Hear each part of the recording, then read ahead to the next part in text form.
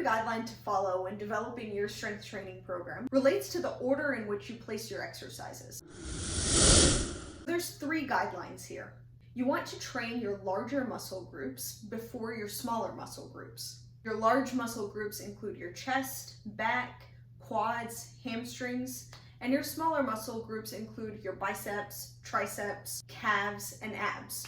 Second, you want to place compound exercises before isolation exercises. So compound exercises include things like the squat, the deadlift, the bench press, and isolation exercises include things like bicep curls, tricep extensions, leg curls. And third, you want to place free weight exercises before machine-based exercises. So a free weight exercise example would be a dumbbell bench press, and a machine exercise example would be a seated machine chest press. Here's why.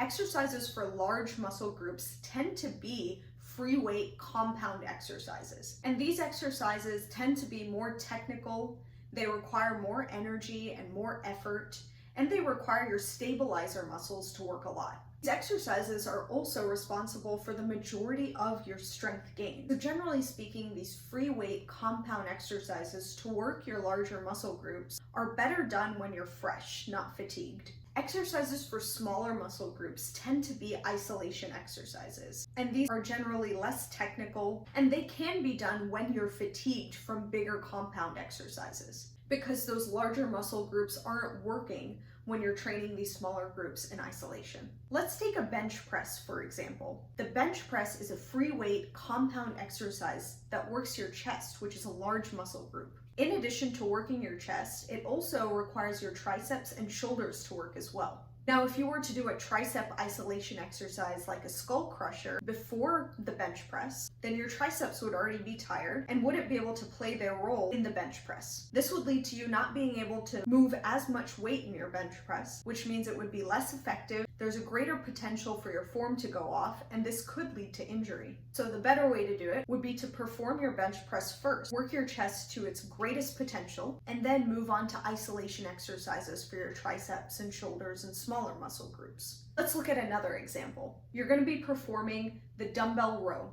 Within that same workout, you're going to be performing the seated machine row.